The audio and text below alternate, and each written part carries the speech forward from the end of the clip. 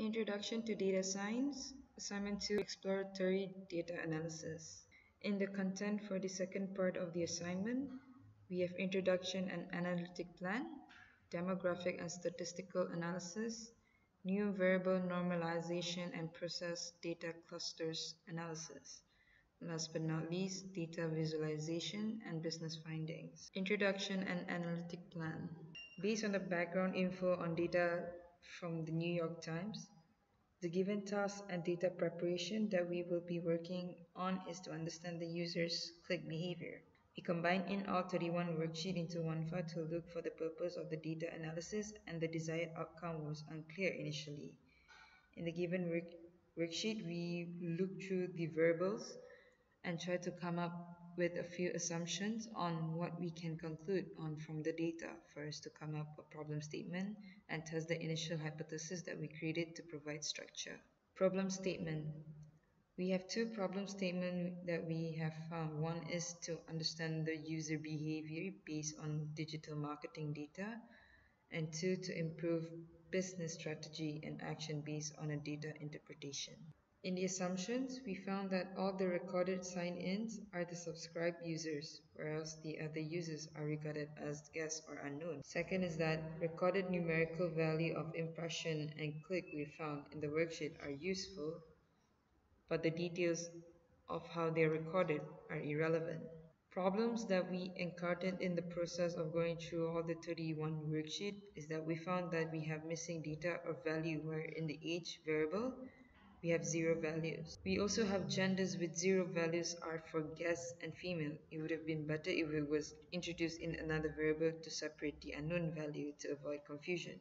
And the value of click-through rate when it's divided is 0. Other problem we also encountered in is that combining all 31 worksheets into one file will lead to Excel worksheet hiccups whenever we try to open the file. And the size of the file increases as well, which would take time for it to load the file up.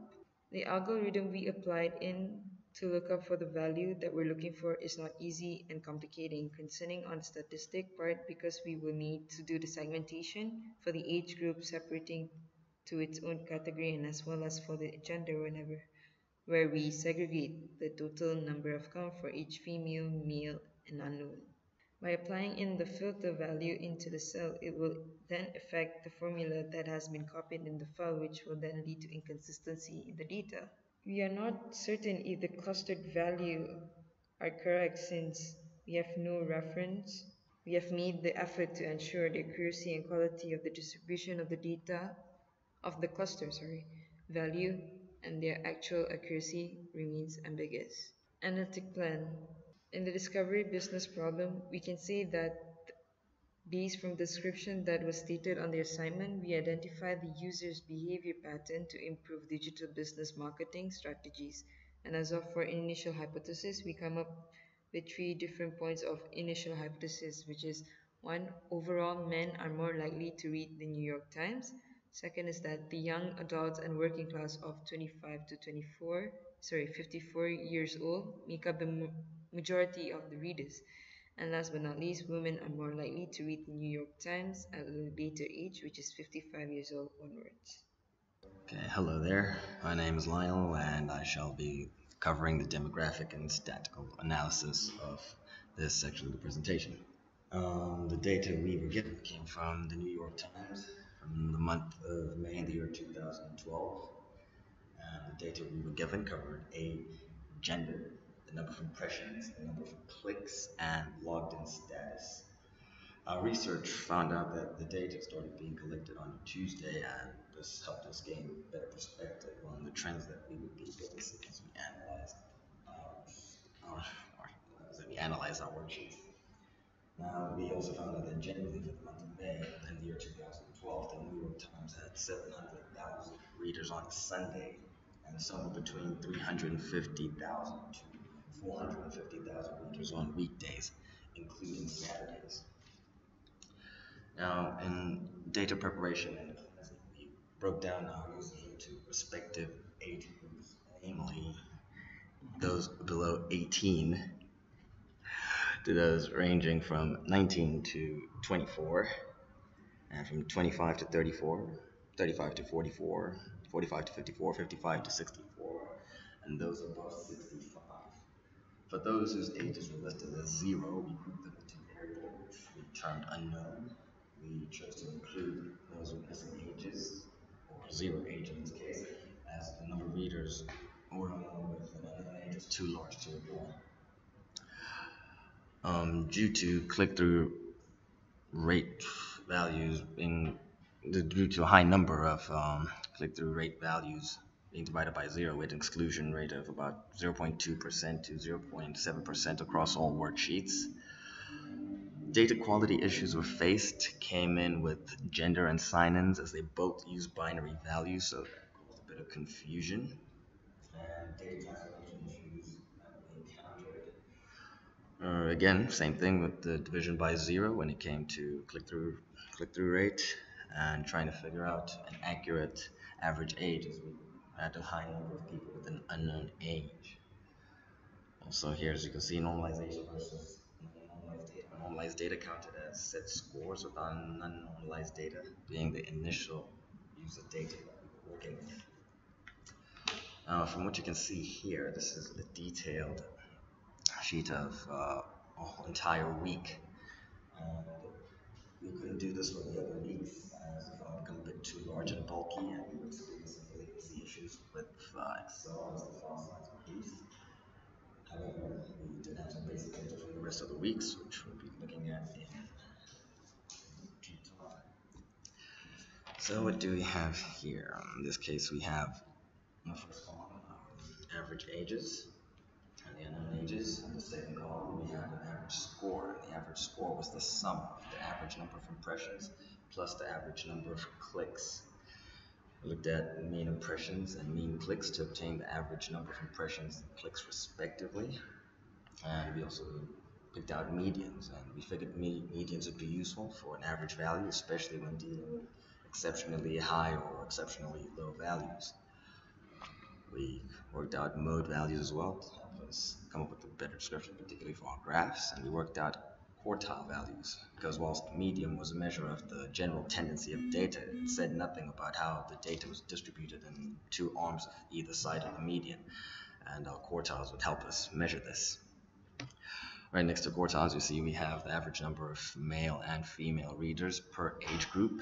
And as you can see here, most of the readers in both male and female categories came in the 35 to 44 age groups. We also compiled the total number of clicks and total number of impressions. And right next to that, we had the average click-through rate, which was just an average of the total number of clicks or the total number of impressions coming through for each age group. The mean age for New Wisconsin this week was 42, median age being 41. The mode age being the age that popped up the most was 37. The youngest reader we came across was 7 years of age, and the oldest individual came through at 108. So you can see the average number of readers for that week. We have more male readers at 168,265, and females came through at about 153,070. As we're saying, we couldn't ignore the unknown, and you see the unknown value was extremely large, 137 for a grand total of 458,441. Here on this slide, on the right side, we have values or averages for the rest of the weeks from weeks 2, 3, and 4. And the trend really follows as we saw in the first week with, again, most readers coming in 35 to 44 age group, with most of them being male. And we have our logged in and logged out statuses, and as you can see, most users were logged in. Moving on, you can see the number of readers was consistent throughout the working week.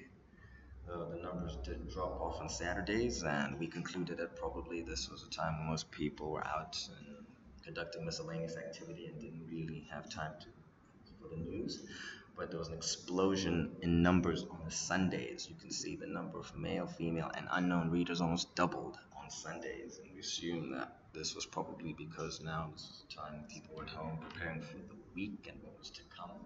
And when we come over here, as you can see again, 35 to 44 provided the most readership throughout the week, And here we have in the yellow column, that accounts for the total number of readers. The dark blue column right next to the yellow one representing the male readers, with the light blue column representing the female readers.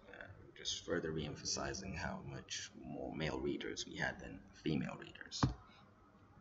Hello, my name is Jules, and for assignment 2, I'll be talking about new variable normalization and process data cluster analysis. So, our new variable that we decided to include in our Excel file is score. It's called score.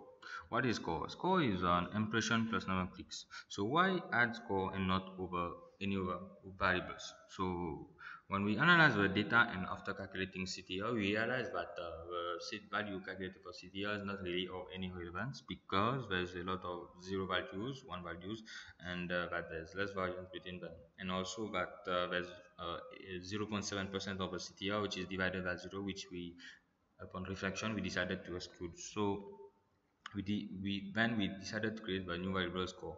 So the significance of score is that it will measure the overall engagement. So if you have an impression of, let's say, 11 and number of clicks, free number of clicks, so you add them together, and then we assume that this will be a measurement of engagement, how much the customer is engaged to the website.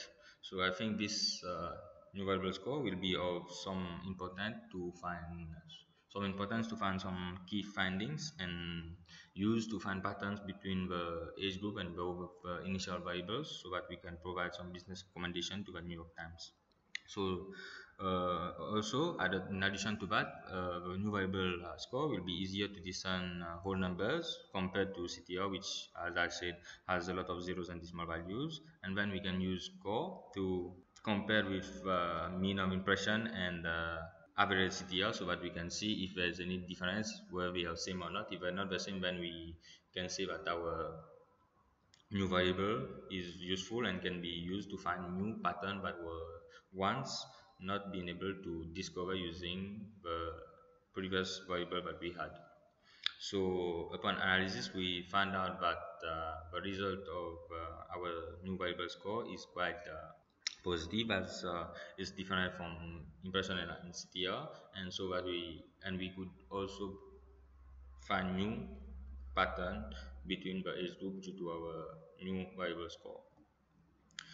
Now I'm going to talk about the clustering process. So first, when we talk about clustering, what is clustering? Clustering is the practice of gathering up a bunch of objects and separate them into a group of similar users. So why choose clustering? I think it's important to list some advantages or disadvantages of clustering and see how it relates to our case here.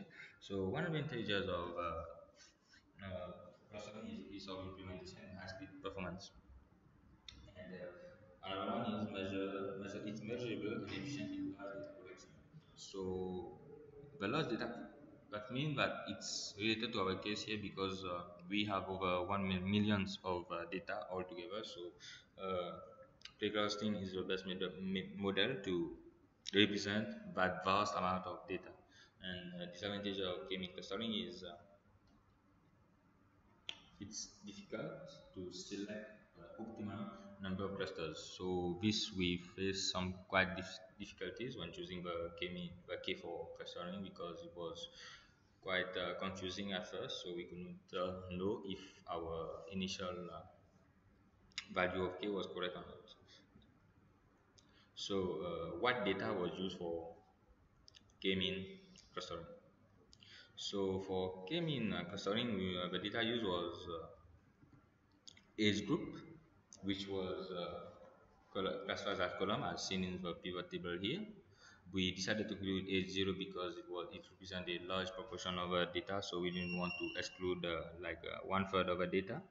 And also here number of impression is in the column here. So why choose number of impression and not for example clicks or CTRs? Because from impression we see larger variance, and from that variance we can actually get it's easier for us to see patterns because for example CTR there's a lot of zeros, so if you choose CTR then there's no variance, there's no point of doing a cluster, so you cannot see pattern. And here we want to see patterns so that to provide some business recommendation to New York Times. And also why normalize the data. So from the initial data I get from customer, that is the age.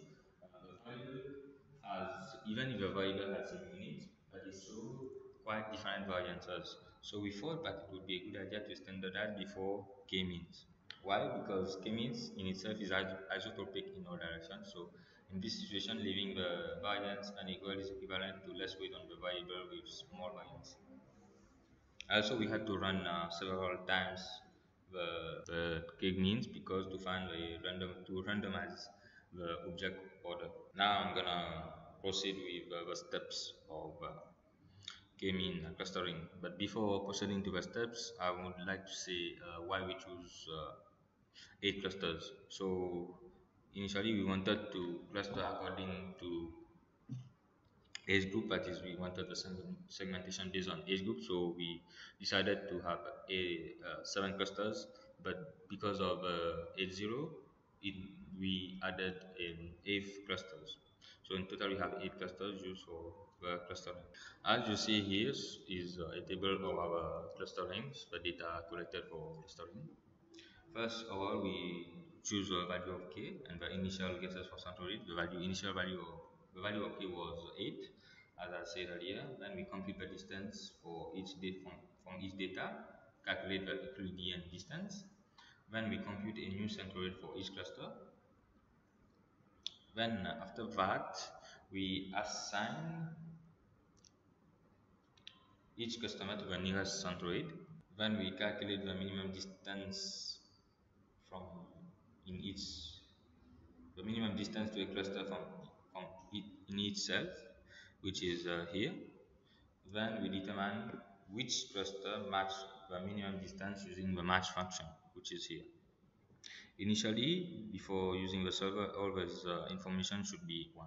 So the main objective of k-means clustering is to set the position of all the centroids such that they minimize the total distance between all the data points to the assigned centroid.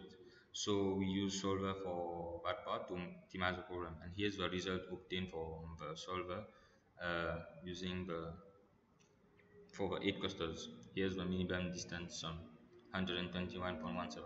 Uh, Moreover, we wanted to examine the characteristics of the customer in each cluster, but due to a lack of time and the size of the file, we decided to not proceed with it. And also we wanted to check if our value for k was correct using the serial, but this also we decided to keep it down. So that's all from me. Thank you.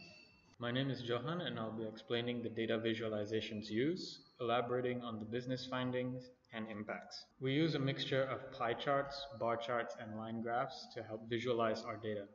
I will elaborate on each of the specific choices. Our first 2 visualization uses a simple 2-element pie chart that is meant to be very clearly demonstrating the difference in proportion of users that are logged in and those that are not. This visual allows us to immediately discern that the number of readers registered with the New York Times outnumber those that are reading as guests. Our second visualization builds upon the same chart, but splits the majority element into 2 sub-elements. In order to focus on the new elements, the older unchanged element is changed to gray, while the primary color focus is shifted to the new sub-elements, namely male and female. These proportions are much closer in value, and thus the pie chart alone proved insufficient without a numerical label to specify their values. Since our subsequent visualizations involved the 7 age group categories created and exact numerical values, we opted to move away from pie charts, since data proportions could not be accurately represented. Instead, we use a horizontal single-colored bar chart to represent our data. We maintain this color scheme from before, using the same blue from the first pie chart to ensure consistency, since focus is now exclusively on the known users and not guests. Our second horizontal bar chart includes a gender breakdown, like the one used in our second pie chart. Once again, colors are kept consistent. We add numerical labels for the data, but also additionally compile the data into a table sorted by age group and gender for easier number crunching. Our visualizations for total clicks and impressions of age groups were swapped to a vertical bar chart to make it easier to identify upward and downward trends and other patterns. Our final visualization for CTR, click-through rate, is a line graph, chosen because of the decimal point values and the precision that a line graph is able to provide. We chose to use pie and bar charts, as well as a line graph, since our data was largely numerical. The sign-in data proportions could be easily identified via the pie chart, and numerical differences between age groups clearly visible from the bar charts. We utilized the same color scheme throughout to prevent colors from taking away from the information.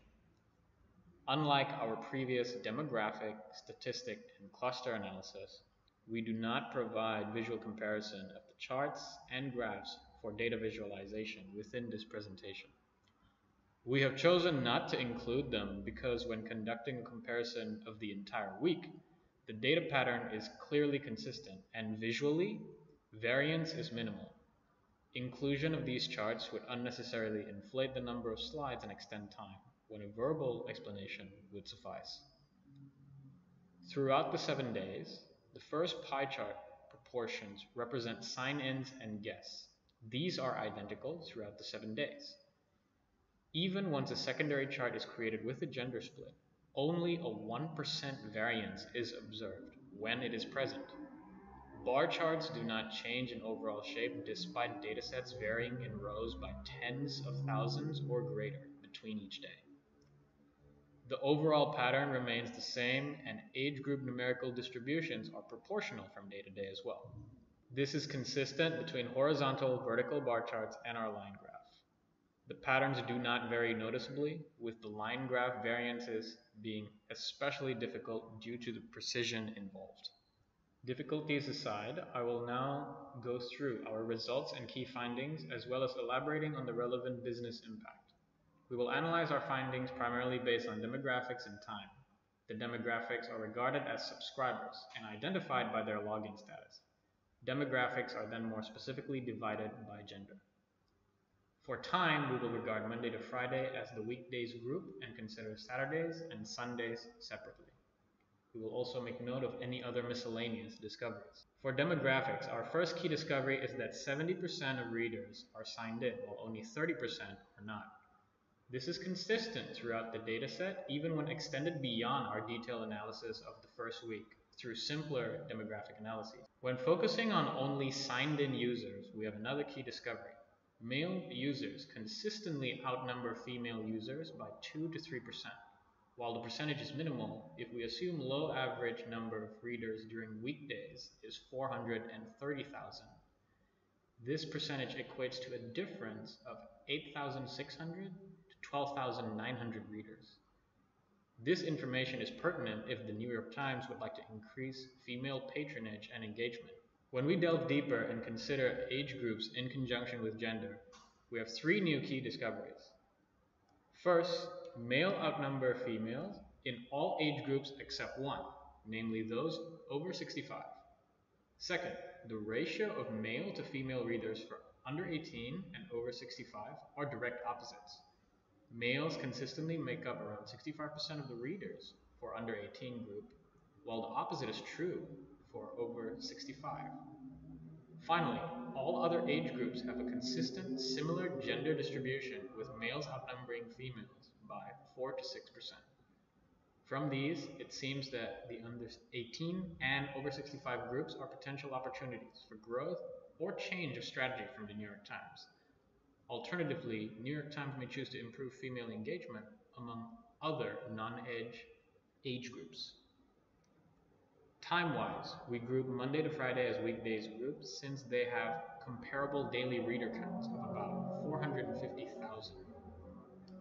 Saturday and Sunday are regarded as separate categories since we discovered that they have the lowest and highest reader counts respectively each week, with Saturdays sitting at 370,000 and Sundays well over 700,000. The New York Times could perhaps look into improving Saturday reader counts, or instead leveraging Sunday as their best performing day every week. Based on our findings, we have several recommendations for the New York Times. Maintenance efforts and user retention should be focused on male users. Male user engagement is promising compared to women across all age groups, save for those over 65. Therefore, the New York Times should ensure delivery of content to these user groups is carefully monitored by tracking impressions and any other available insights, since it provides a lever to measure ongoing performance. In terms of improvement, we feel that the New York Times should look to increase female users. This could perhaps be achieved by modifying certain designs, presentation styles, and user experiences to be more gender neutral or more female friendly. Alternatively, pages and news categories that cater specifically to a female majority could be updated to be more visually appealing and engaging. However, male engagement should be monitored to ensure that current users are not lost due to any changes. If so desired, the New York Times could perhaps look into engaging females under 18 and males over 65 with better and relevant content, since these are the poorest performing demographics. The New York Times should acquire detailed insights for their clicks and impressions in order to identify the best performing pages, content, or categories and their relevant demographics. This will allow more effective gender targeted, gender neutral, or age specific marketing and engagement to be done. As the New York Times improves their online insights tracking, marketing strategies or seasonal promotions could be developed to convert more non signed in guests into subscribers. Alternatively, developing a broader appeal will allow the New York Times brand to grow beyond just a subscriber majority. My name is Madeline, and I'll be concluding our presentation. Out of our three initial hypotheses, two have been proven correct. Our data and analysis shows that men in fact do read New York Times more compared to women, with men outnumbering women in all age groups except those over 65. Our data also clearly confirms that young adults and the working class people aged 25 to 55 years old make up the majority of the New York Times readers since they consistently boast the highest reader counts daily. Our final hypothesis proved to be inconclusive. Female readers do increase from the lowest age group to the highest, however, increase is not constant. There is an increase from more than 18 age group to the next, but the female reader counts plateau until 65, more than 65, at which point they outnumber the males. We believe that our findings regarding demographic differences and distributions, as well as performance measurements of the weekdays and weekend, will provide useful insights to the New York Times. We also believe that our business recommendation will help the New York Times improve general user and gender specific engagement while also allowing them to increase their reader count. Thank you.